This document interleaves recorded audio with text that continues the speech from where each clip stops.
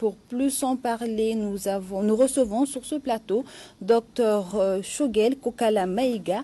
Avec lui, nous allons parler plus profondément de la conférence de presse. Bonsoir. Bonsoir. Merci d'avoir accepté notre invitation. Merci beaucoup, c'est à moi de vous remercier. Vous avez animé une conférence de presse cet après-midi. Pouvez-vous revenir sur l'ordre du jour? En vérité, le comité stratégique du M5-RFP a estimé, au regard de l'évolution de la situation politique, de l'ensemble des informations qui circulent dans l'opinion publique nationale et internationale et sur les réseaux sociaux, de donner certaines clarifications pour expliquer à l'opinion publique ce qui s'est réellement passé entre le M5-RFP et le Comité national pour le salut public, le CNSP, à la suite des événements du 18 août 2020. Vous vous souviendrez que c'est la lutte héroïque du peuple malien, portée par le M5-RFP pendant des mois, pour exiger la démission de l'ancien président et de son régime, pour aller vers une refondation de l'État malien et construire ce que nous appelons le Mali Koura. C'est cette lutte qui a été parachevée dans les derniers jours par un groupe d'officiers qui a déclaré devant le peuple et le monde qu'il est venu pour faire une transition politique civile. Quelques jours après, le même groupe d'officiers s'est présenté à la grande manifestation du 21 août, manifestation patriotique du M5-RFP, pour dire à la face du monde qu'ils ont parachevé la lutte du M5-RFP.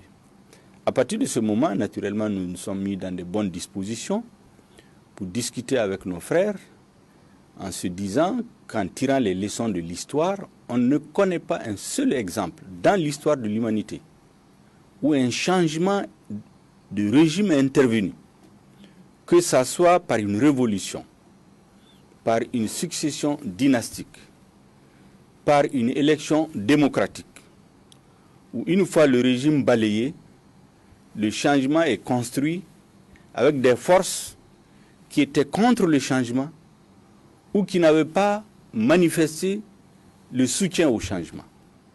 Donc pour nous, c'était d'évidence que le M5-RFP et le CNSP, que nous avons dit en son temps étant deux frères jumeaux, les deux acteurs du changement, coopèrent pour inscrire leur action dans le sens de la volonté du peuple. Et c'est ce qui nous a conduit à une série de rencontres, à l'issue desquelles rencontres, nous avons posé des questions de principe.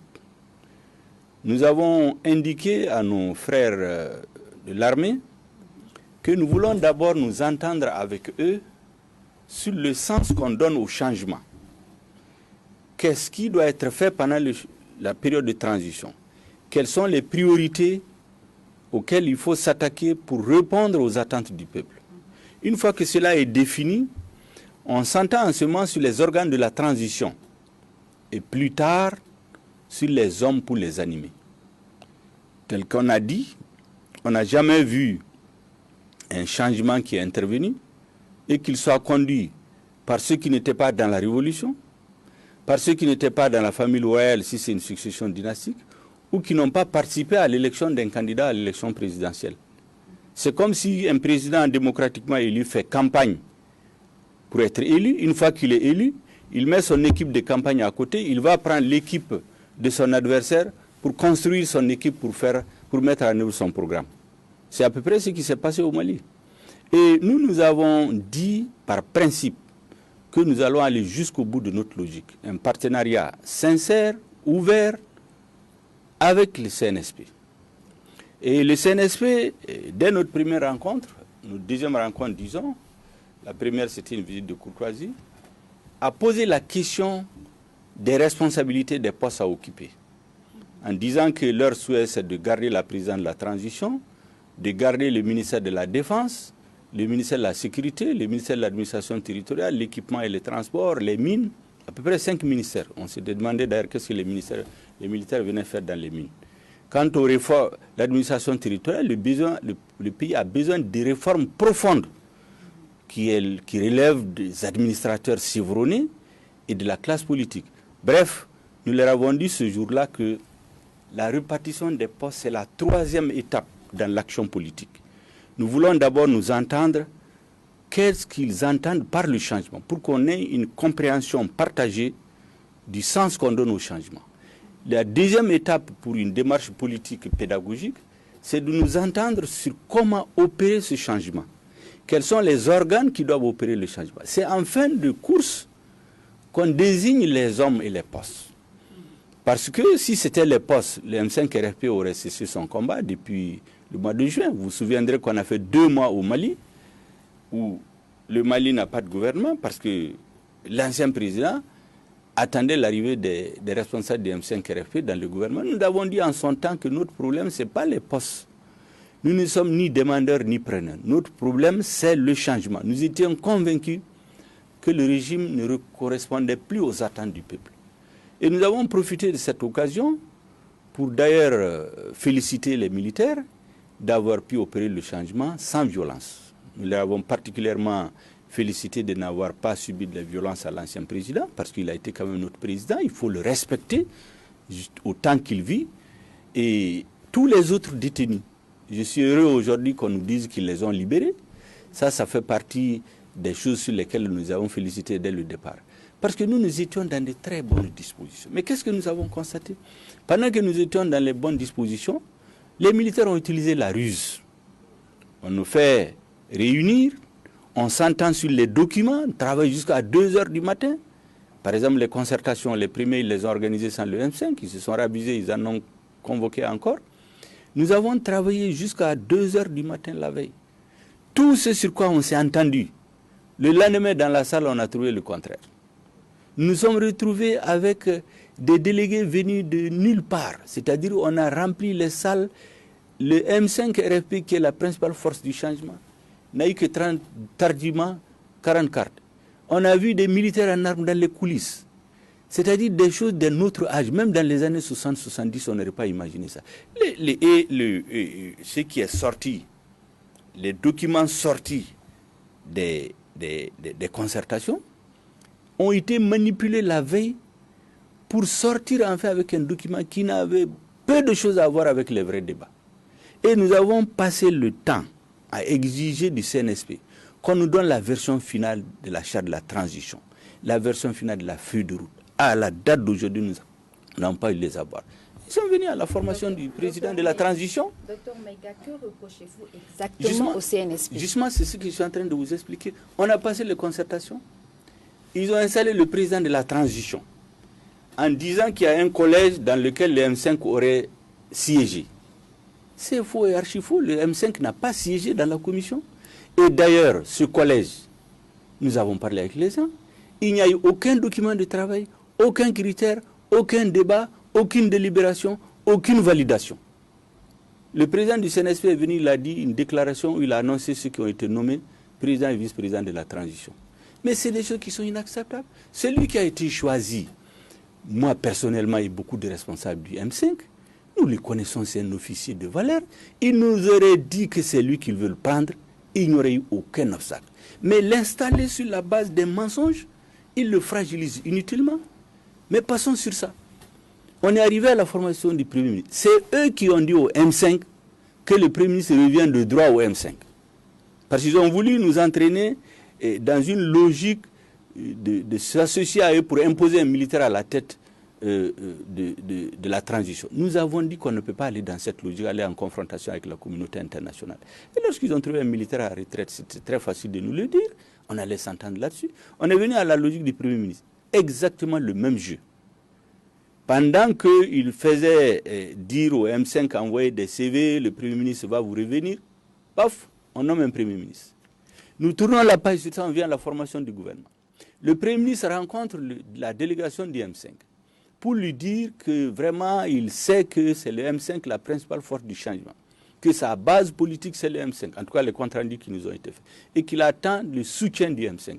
Nous avons dit que ça ne va pas manquer.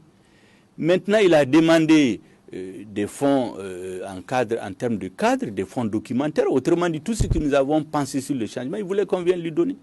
Nous lui avons dit qu'il serait bon d'abord qu'on discute pour comprendre quel rôle le M5 va jouer, qu'est-ce qui est attendu du M5, quelle orientation donner à la transition, que nous voulons toujours voir la charte de la transition, parce que quand vous venez dans un gouvernement, il faut que vous sachiez pourquoi vous venez. Comme le programme du gouvernement, on n'a pas pu l'avoir. Il nous a mis en attente en disant qu'il va voir le président pour nous revenir. Pendant que notre délégation attendait, on apprend à la télé que le gouvernement a été formé. C'est quand même assez symbolique de ce qui se passe au Mali.